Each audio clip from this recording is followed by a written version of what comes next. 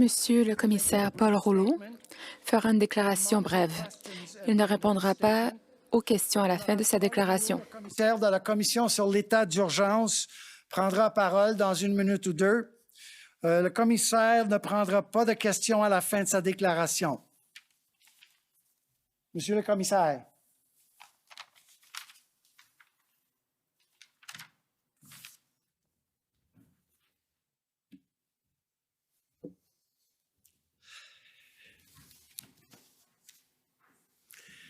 Bonjour. Hello all. Good afternoon. Bonjour à tous. Bon après-midi.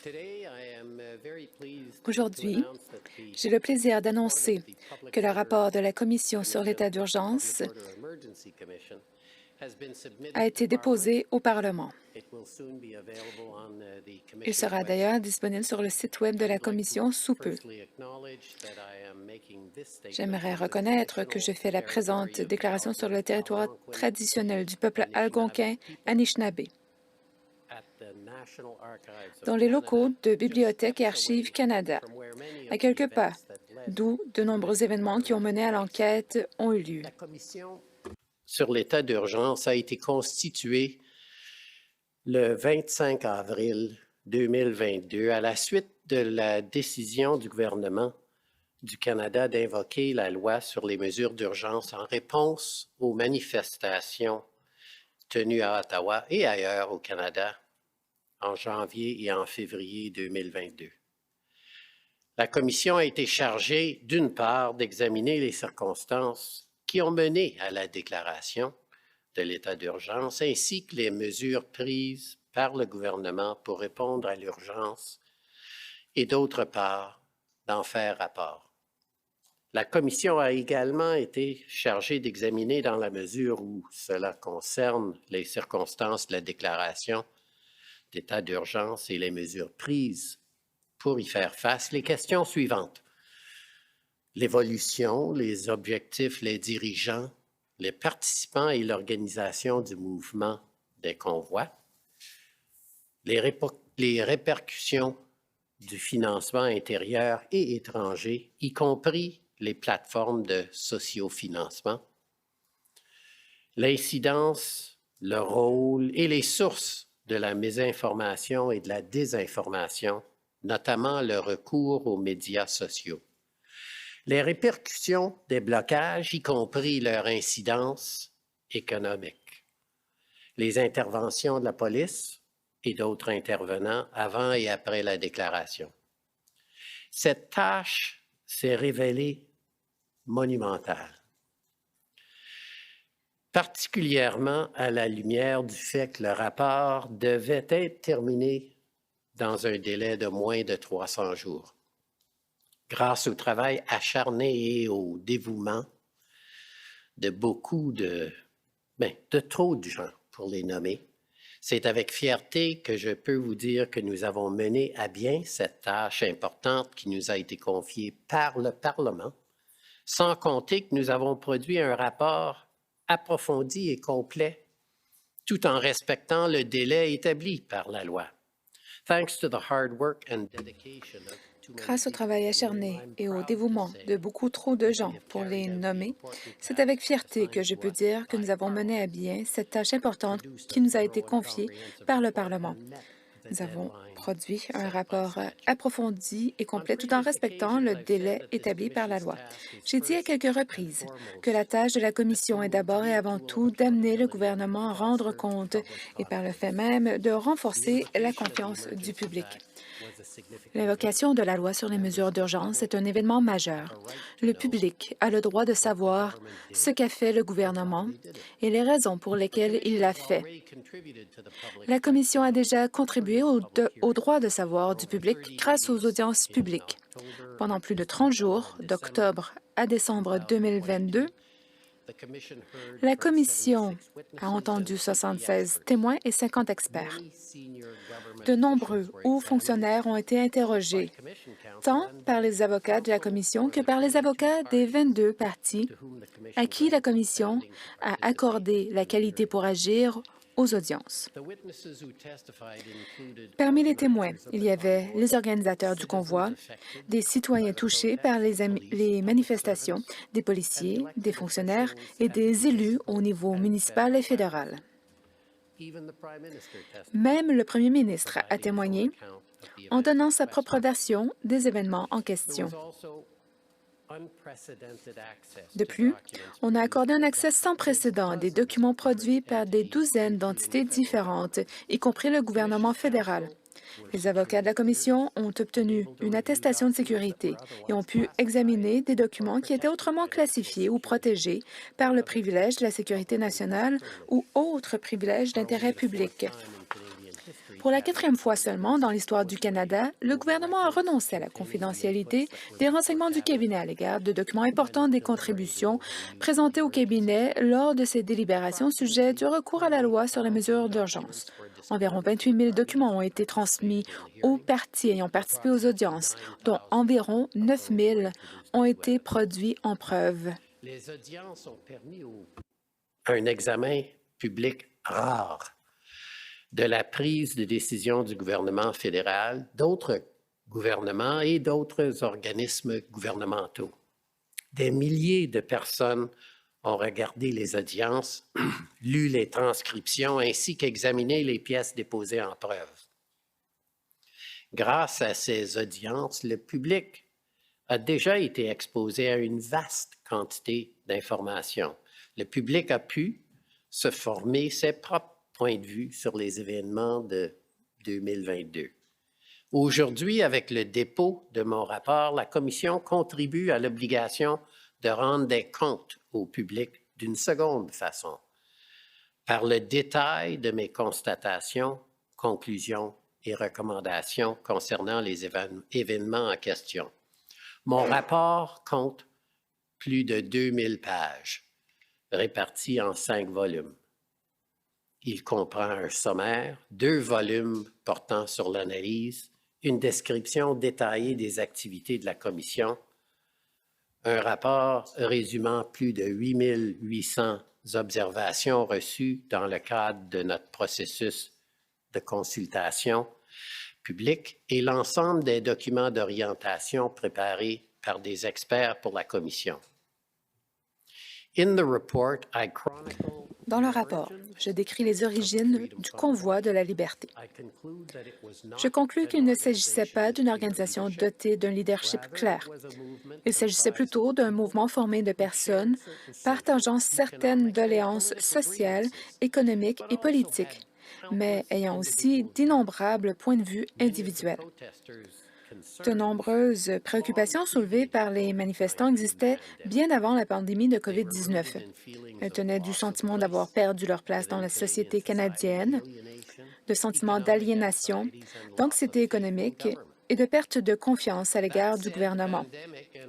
Cela dit, la pandémie et les mesures de santé publique prises pour y répondre ont été des facteurs de motivation importants ayant mené à la mobilisation du convoi de la liberté. Certains voudront que mon rapport fasse des constatations ou tire des conclusions sur la COVID en soi ou sur le bien-fondé de la réponse du gouvernement à la pandémie. Ces personnes pourraient être déçues. Mon mandat ne porte pas sur la pandémie ou sur la politique en matière de santé publique. Ce sont des sujets importants, mais ils ne faisaient pas partie de mon mandat. Toutefois, je fais 2 observations. La première est que la pandémie de COVID-19 a été une crise qu'on ne vivra peut-être qu'une seule fois dans une vie. Les gouvernements fédéraux, provinciaux et municipaux ont répondu de bonne foi aux circonstances telles qu'ils les comprenaient. La deuxième est que les réponses à la pandémie, peu importe la façon dont on les perçoit, ont imposé des difficultés réelles à des milliers de Canadiens et de Canadiennes. Perdu des membres de leur famille et des amis à la maladie, mais certains ont aussi perdu leur emploi, leur entreprise, leur demeure et leurs économies.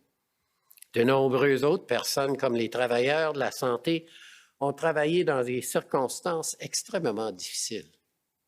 Les camionneurs étaient un autre groupe ayant ressenti un poids énorme en raison de la pandémie qui parfois a été encore plus difficile à vivre en raison des mesures de santé mises en place par les gouvernements. L'annonce des nouvelles règles limitant la capacité des camionneurs non vaccinés de traverser la frontière canado-américaine a servi de point de ralliement pour les personnes qui n'étaient pas d'accord avec la politique gouvernementale. Ces personnes ont organisé et mobilisé le mouvement qui est maintenant connu comme le Convoi de la liberté.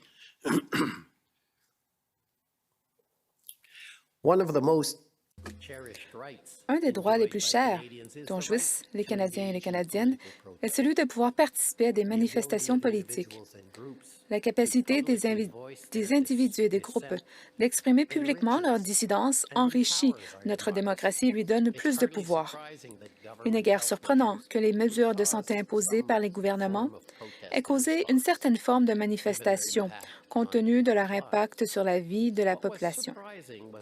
Ce qui a été surprenant, c'est la taille et l'ampleur de ces manifestations et la façon dont ces dernières ont proliféré dans l'ensemble du pays. La majorité des participants aux manifestations étaient motivés par un désir profond de prendre part à des rassemblements pacifiques pour se faire entendre par les dirigeants des gouvernements. Ils voulaient exercer leur droit fondamental d'exprimer leurs opinions politiques et ils avaient le droit de le faire. Cependant, comme pour tout groupe de grande taille, les participants au Convoi de la liberté avaient des opinions et intentions différentes. Parmi les nombreuses personnes qui avaient l'intention de manifester de façon pacifique, il y avait ceux et celles qui avaient des buts plus sinistres ou qui étaient prêts à adopter des comportements dangereux pour atteindre les objectifs souhaités. Pour les raisons évoquées dans mon rapport, ce qui a commencé par une manifestation de grande envergure a évolué en un événement sans précédent, une occupation du centre-ville de la capitale nationale. En janvier et en février 2022, des événements se sont également produits ailleurs qu'à Ottawa. Comme je le décris dans mon rapport, des manifestations ont eu lieu partout au pays, comme à Coutts, en Alberta, à Emerson, au Manitoba, et à Windsor, ici en Ontario. Ces manifestations ont pris diverses formes. Elles allaient de marches pacifiques à des blocages d'infrastructures essentielles. Leur ampleur et leur portée étaient sans précédent. Et la police et les gouvernements avaient du mal à les gérer. En fin de compte, le gouvernement fédéral a déclaré l'état d'urgence. L'une des questions les plus difficiles auxquelles j'ai dû répondre fut de déterminer quel rôle je devais jouer dans l'évaluation de la décision du cabinet d'invoquer la loi sur les mesures d'urgence.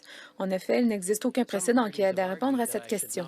Certaines parties affirment que je ne devais pas me prononcer sur la pertinence de cette décision, ni déterminer si le gouvernement a respecté les exigences prévues par la loi avant de déclarer l'état d'urgence.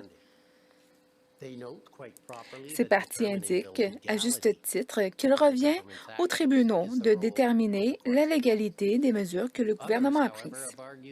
À l'inverse, d'autres affirment que la raison d'être de l'enquête est d'exprimer un avis au sujet de cette décision. Pour ma part, j'estime que le rôle et l'objet d'une commission d'enquête sur l'invocation de la loi sur les mesures d'urgence dépendent, dans une certaine mesure, du contexte dans lequel la loi a été invoquée. Dans certains cas, il pourrait s'avérer que les conditions prévues pour invoquer la loi a été remplie hors de tout doute, mais que d'autres questions doivent tout de même être examinées attentivement. Dans la présente situation, j'ai été saisi d'une loi qui n'avait encore jamais été invoquée ni interprétée par les tribunaux. De sérieuses questions ont été soulevées, à savoir si les critères à remplir pour pouvoir invoquer la loi avaient été remplis. Par conséquent, pour pouvoir évaluer les circonstances entourant l'invocation de la loi, il fallait inévitablement que je considère les exigences prévues par la loi.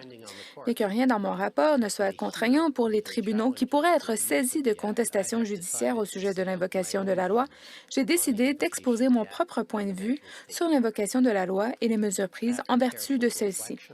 Après mes réflexions, je suis arrivé à la conclusion que les critères très stricts à respecter pour pouvoir invoquer la loi ont été remplis.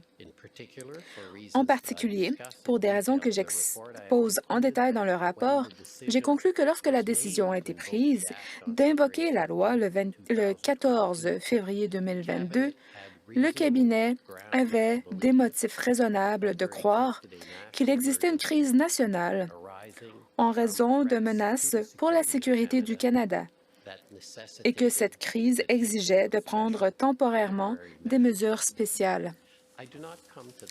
Je ne suis pas parvenu facilement à cette conclusion, car à mes yeux, les faits qui la sous-tendent ne sont pas manifestes. Ainsi, des personnes raisonnables et informées pourraient tirer une conclusion différente de la mienne. Après mûre réflexion, je suis arrivé à la conclusion que les critères très stricts à respecter pour pouvoir invoquer la loi ont été remplis. En particulier, pour des raisons que j'expose en détail dans le rapport, j'ai conclu que lorsque la décision a été prise d'invoquer la loi, le 14 février 2022, le cabinet avait des motifs raisonnables de croire qu'il existait une crise nationale en raison de menaces pour la sécurité du Canada et que cette crise exigeait de prendre temporairement des mesures spéciales.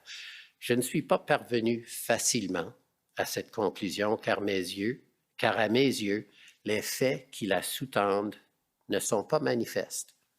Ainsi, des personnes raisonnables et informées pourraient tirer une conclusion différente de la mienne. C'est donc à contre-cœur que je parviens à cette conclusion. L'État devrait normalement être en mesure de réagir aux situations d'urgence sans avoir recours à des pouvoirs exceptionnels. Ce n'est que dans des cas réellement rares, lorsque l'État a des motifs raisonnables de croire qu'il ne peut pas remplir autrement son obligation fondamentale d'assurer la sécurité de la population et des biens, qu'il est pertinent d'avoir recours à des mesures d'urgence. En d'autres termes, la loi sur les mesures d'urgence n'est pas un outil dont on peut se servir lorsqu'il s'avère utile. Il s'agit plutôt d'un outil de dernier recours. Le fait que les circonstances ont évolué au point où le cabinet a raisonnablement cru nécessaire d'invoquer la loi est regrettable, car, à mon avis, la situation qui a mené à son invocation aurait probablement pu être évitée. Comme je l'explique dans mon rapport, les mesures prises en réaction au convoi de la liberté ont donné lieu à une série d'erreurs de la part des forces de l'ordre. Ceci dit, j'ai aussi relevé des pratiques exemplaires que certains corps policiers ont employées en réaction aux incidents pertinents. Si certains des faux pas observés étaient mineurs, d'autres étaient considérables. Et, ensemble, ils ont contribué à engendrer une situation qui est devenue incontrôlable. Les faux pas ne concernaient pas que les forces de l'ordre.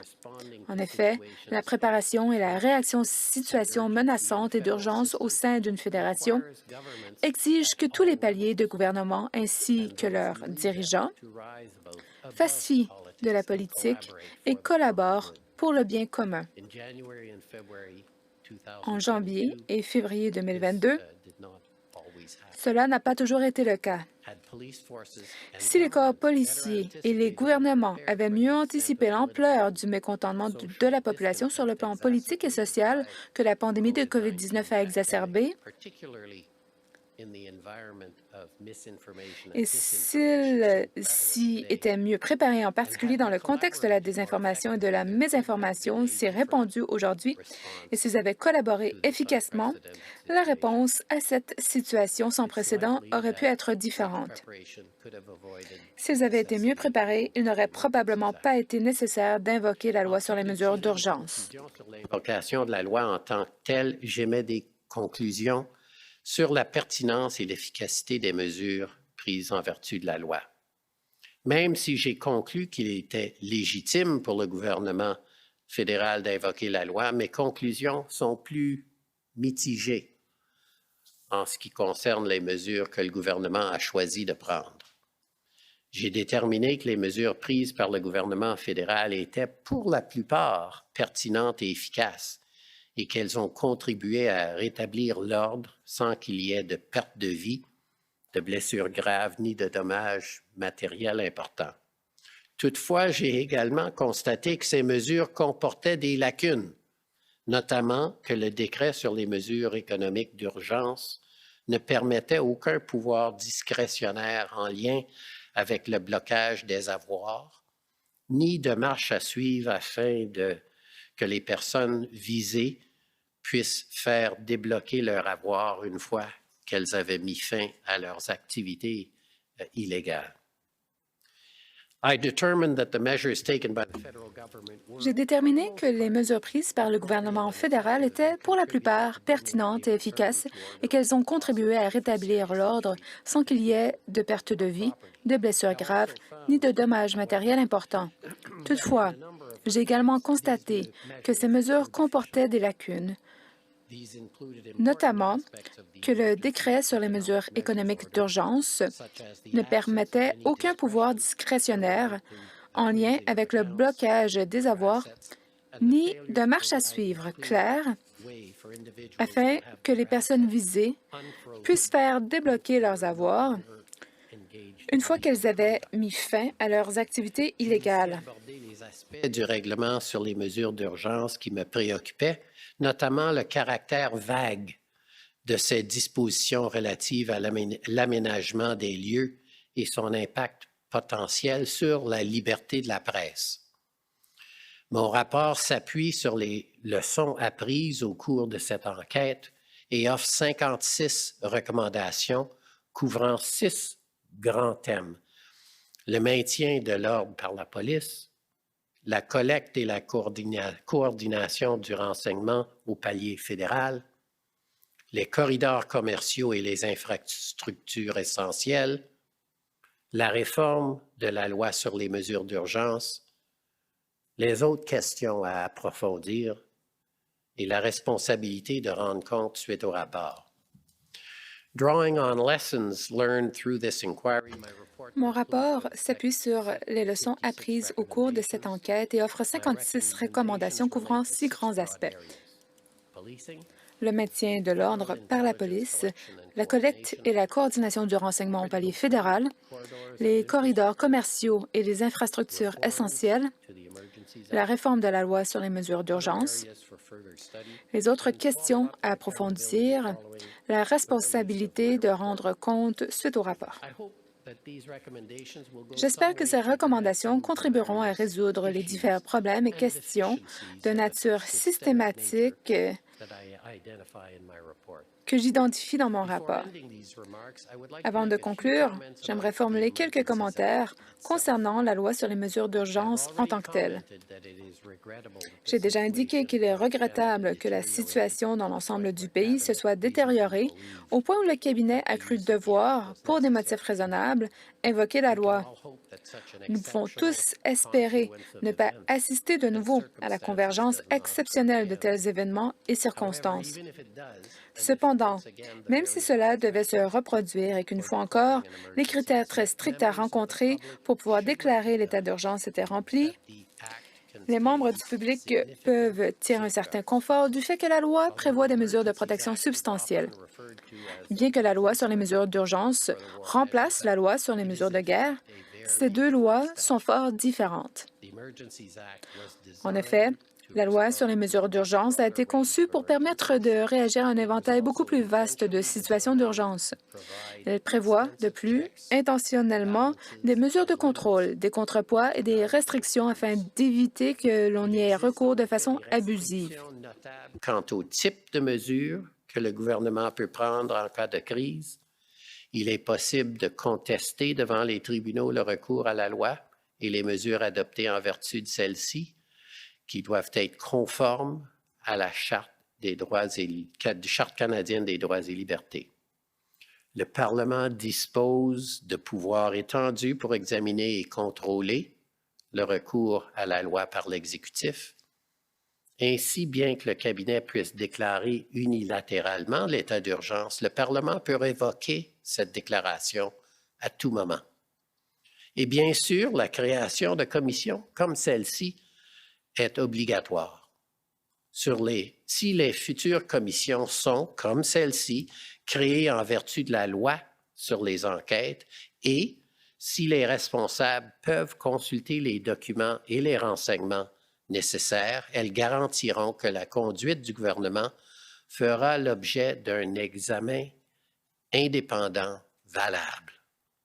Il importe de souligner que les mesures de protection que la loi sur les mesures d'urgence prévoit sont largement plus étendues que celles que prévoient les lois sur les mesures d'urgence des provinces et territoires au Canada et même des pays à travers le monde. Bien que je recommande diverses mesures de réforme pour que la loi sur les mesures d'urgence corresponde à la réalité du 21e siècle, pour garantir l'efficacité des futures enquêtes et pour renforcer la reddition de comptes de la part du gouvernement, je demeure d'avis que la loi prévoit déjà de nombreuses mesures dignes de mention à ces égards. De fait, lorsque le Parlement a adopté la loi sur les mesures d'urgence en 1988, il a déployé énormément d'efforts pour que son invocation exige de rendre des comptes de façon rigoureuse et fasse l'objet d'un examen public. J'espère donc que la présente enquête et mon rapport contribuent à l'atteinte de cet objectif. Lorsque le Parlement a adopté la loi sur les mesures d'urgence en 1988, il a déployé énormément d'efforts pour que son invocation exige de rendre des comptes de façon rigoureuse et fasse l'objet d'un examen public. J'espère donc que la présente enquête et mon rapport contribuent à l'atteinte de cet objectif. Merci.